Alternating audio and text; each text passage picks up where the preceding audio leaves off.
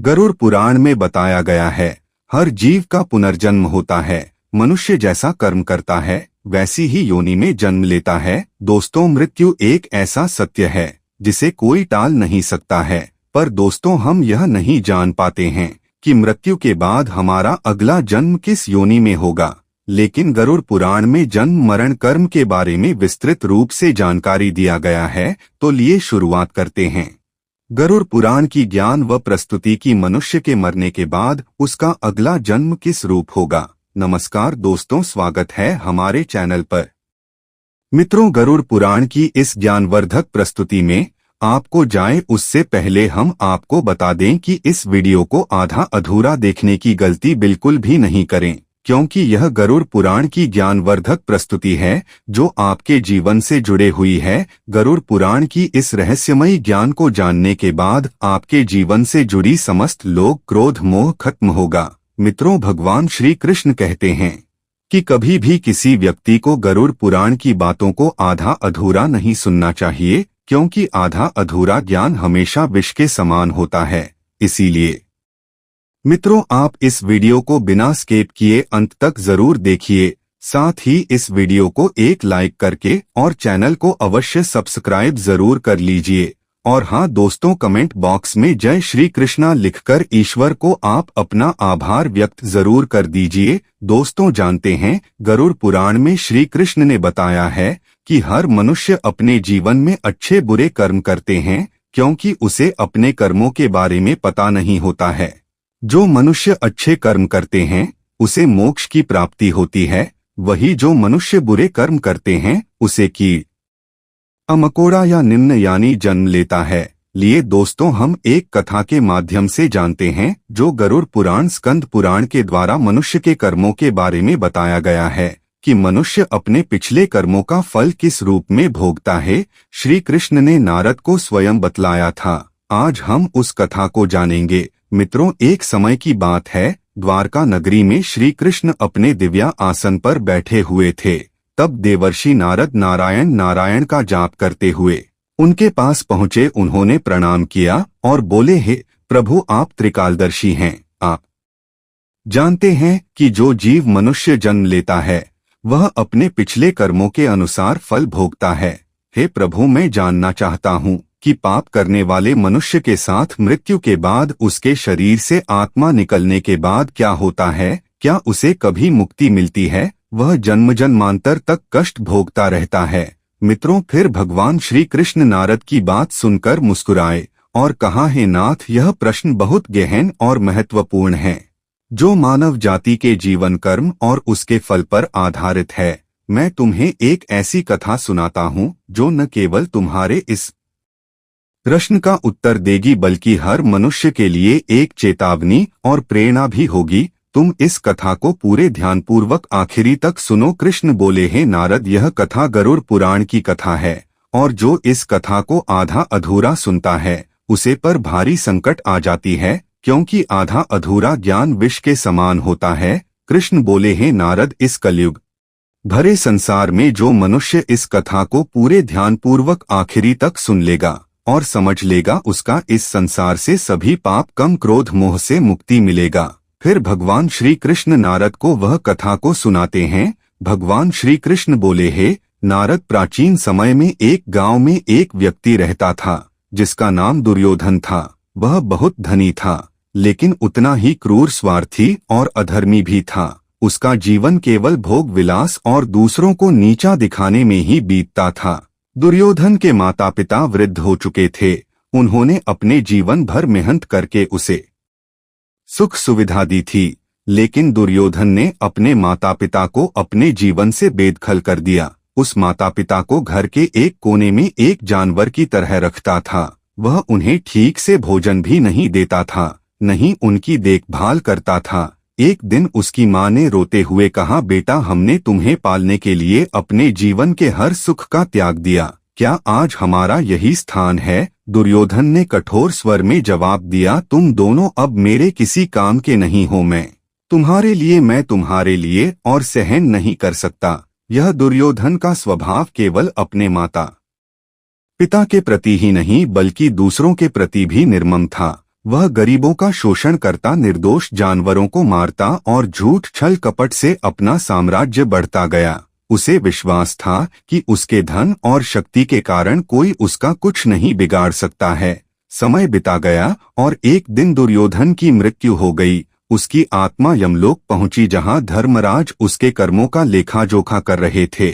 धर्मराज ने कठोर स्वर में कहा, दुर्योधन, तुम्हारे जीवन में एक भी ऐसा काम नहीं है जिसे सही कहा जा सके। तुमने केवल अपने स्वार्थ के लिए पाप किए हैं।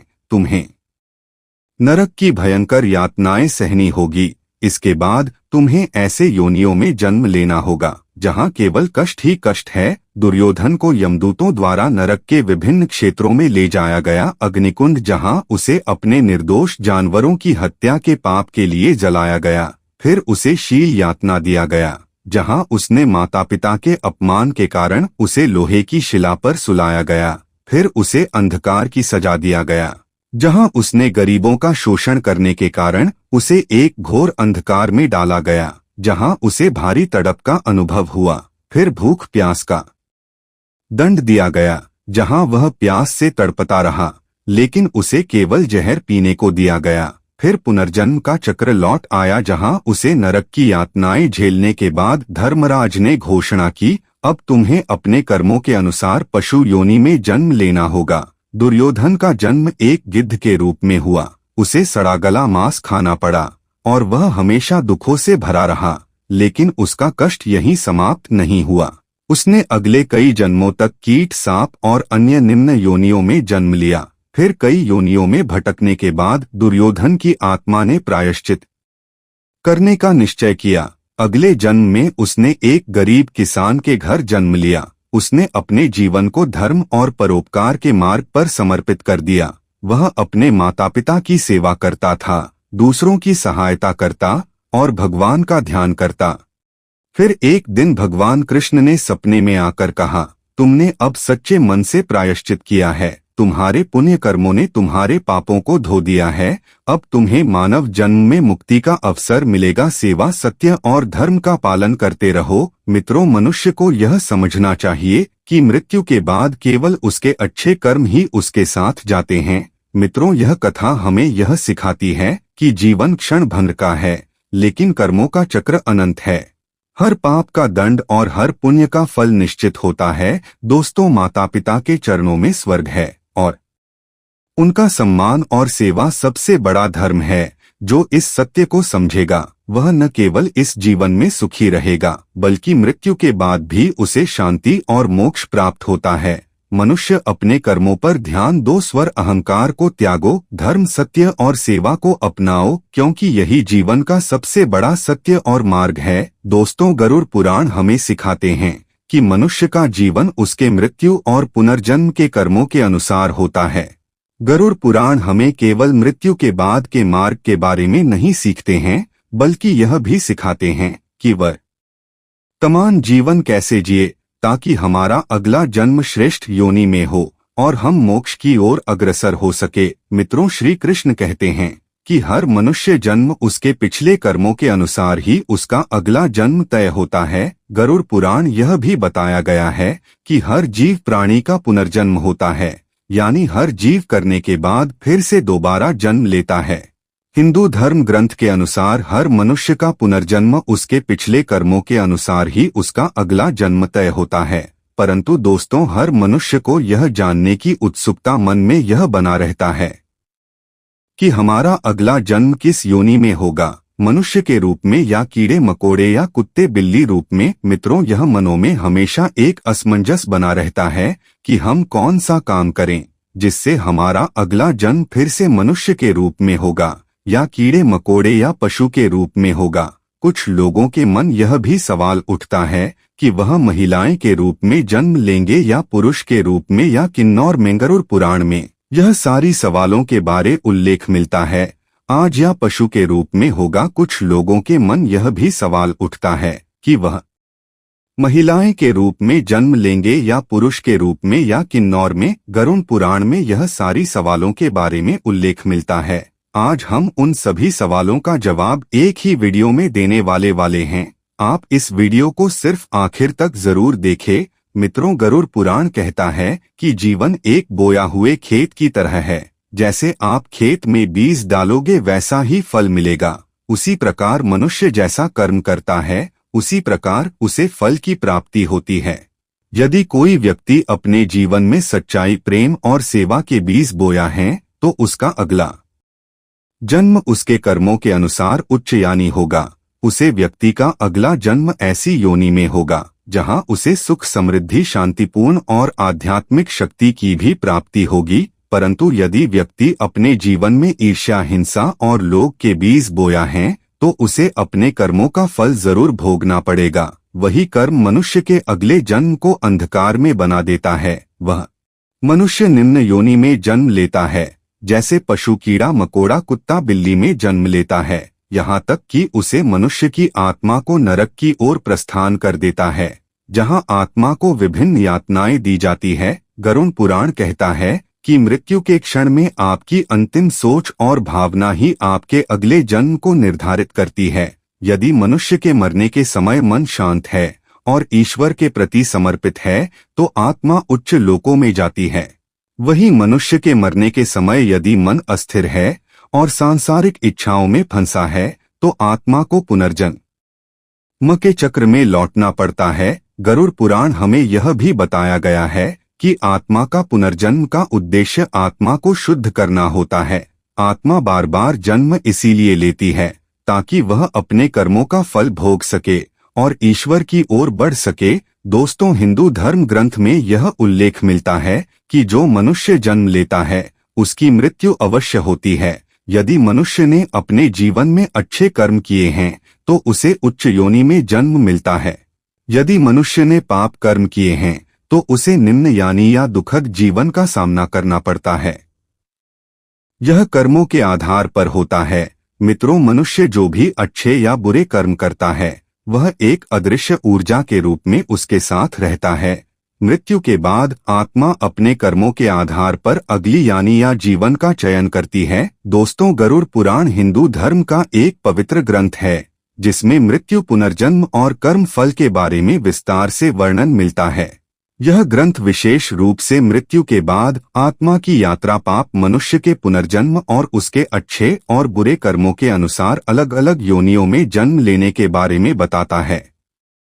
दोस्तों, गरुड़ पुराण के अनुसार मृत्यु के बाद आत्मा यमलोक जाती है जहां उसके कर्मों का लेखा जोखा किया जाता है। कर्मों के आधार पर आत्मा को स्वर्ग, नरक या पुनर्जन्म का रास्ता दिखाया जाता है। यदि आत्मा ने पाप अधिक किए हैं तो आत्मा नरक की यातना झेलती है और फिर निम्न योनियों में जन्म लेती है। यदि आत्मा ने पुण्य कर्म किए हैं तो आत्मा स्वर्ग में सुख भोगती है और फिर पुनः मानव योनि में जन्म लेती है। तो अब हम गरुड़ पुराण के अनुसार श्री कृष्ण ने बताया है कि मनुष्य यह 5 पाप भूल कर भी नहीं करना चाहिए, जिन्हें अगर मनुष्य गलती से भी करता है तो उसका अगला जन्म निम्न योनि में होता है, जैसे कि कीड़ा मकोड़ा बिल्ली में जन्म लेता है। आइए जानते हैं। दोस्तों, वीडियो को अंत तक जरूर देखिए क्योंकि यह सारी जानकारी गरुड़ पुराण के अनुसार बताया गया है। इस वीडियो को बीच में छोड़कर जाने की गलती बिल्कुल भी नहीं करें, इसीलिए इस ज्ञानवर्धक प्रस्तुति को अंत तक जरूर देखिए। चलिए जानते हैं। नंबर 1, माता पिता का अपमान और अनादर। दोस्तों, जो व्यक्ति अपने माता पिता का अपमान करता है या उनकी सेवा नहीं करता है, अब कष्ट पहुंचता है, उसका अगले जन्म में अत्यंत निम्न योनि में जन्म लेना पड़ता है। जैसे सांप, बिच्छू या अन्य डरावने जीव, उसे मनुष्य अपने कुकर्म का दंड भोगना पड़ता है। धार्मिक संदर्भ। गरुड़ पुराण में कहा गया है कि माता पिता के चरणों में ही स्वर्ग है, उनकी सेवा ही सबसे बड़ा पुण्य है। नंबर 2, अहंकार और अभिमान। दोस्तों, यदि कोई अहंकारी व्यक्ति किसी दूसरे को नीचा दिखाना, दूसरों का अनादर करना और अपने आप को सबसे बड़ा मानता है तो उसका अगला जन्म किसी ऐसी योनि में मिलता है जहां उसे अपमानित जीवन जीना पड़ता है, जैसे कुत्ता, गधा, जो मनुष्य का सबसे बड़ा शत्रु होता है। गरुड़ पुराण में कहा गया है कि अहंकारी मनुष्य को कभी मोक्ष प्राप्ति नहीं होती है। नंबर 3, झूठ और धोखा। दोस्तों, जो व्यक्ति झूठ बोलता है और दूसरों को धोखा देता है उसे ऐसे जीवन में रखा जाता है जहां उसे स्वयं धोखे और अपमान का सामना करना पड़ता है। ऐसे लोग मृत्यु के बाद कष्ट कहते हैं और तोता या अन्य बोलने वाले पक्षी की योनि में जन्म लेते हैं। नंबर 4, चोरी। जो व्यक्ति चोरी और छल से किसी का धन अर्जित करता है और किसी के साथ विश्वासघात करता है और उसका दिल दुखता है, तो उसे व्यक्ति को अगले जन्म में निर्धनता और अपमान का जीवन जीना पड़ता है और उसे चूहा लोमड़ी में जन्म लेता है। दोस्तों, महाभारत के अनुसार ईमानदारी और सत्य का पालन मनुष्य को ऊंचाई तक ले जाता है। नंबर 5, स्वार्थ और लोग। दोस्तों, जो व्यक्ति लोग स्वार्थ करते हैं उसे अगले जन्म में ऐसा जीवन जीना पड़ता है जहां उसे अपनी इच्छाओं की पूर्ति के लिए कड़ी मेहनत करनी पड़ती है। अगले जन्म में व्यक्ति ऐसी योनि में जन्म लेता है जहां वह हमेशा भूखा, प्यासा और असंतुष्ट रहता है, जैसे सुअर की योनि में जन्म होता है। मित्रों, मनुष्य के कर्म ही उसके अगले जीवन को तय करते हैं। गरुड़ पुराण, स्कंद पुराण और गीता जैसी धर्म ग्रंथ में बताया गया है कि मनुष्य को अच्छे कर्म मोक्ष की ओर ले जाते हैं, जबकि बुरे कर्म उसे निम्न योनि में जन्म लेने के लिए बाध्य करते हैं। अतः हमें सदैव धर्म, सत्य और परोपकार का पालन करना चाहिए और अपने जीवन को सन्मार्ग की ओर ले जाना चाहिए। तथा दोस्तों, गरुड़ पुराण सिखाता है कि मृत्यु के बाद का जीवन हमारे कर्मों का फल है। यह ग्रंथ हमें यह समझने की प्रेरणा देता है कि अपने जीवन में धर्म, सत्य और परोपकार का पालन करना ही सबसे बड़ा कर्तव्य है। आत्मा की मुक्ति और अगले जन्म में उच्च योनि प्राप्त करने के लिए मनुष्य को अपने कर्मों का ध्यान रखना चाहिए। दोस्तों, गरुड़ पुराण के द्वारा बताए गए सभी बातों को अवश्य ध्यान में रखें और सत्य की राह पर चले। और दोस्तों, वीडियो अच्छा लगा तो एक लाइक करके कमेंट में जय श्री कृष्णा जरूर लिख दीजिए और हमारे इस चैनल आध्यात्मिक ज्ञान दृष्टि को अवश्य सब्सक्राइब कर लीजिए ताकि हर एक नया वीडियो आप तक तुरंत पहुंचे। धन्यवाद। हर हर महादेव। ओम नमः शिवाय। राधे राधे।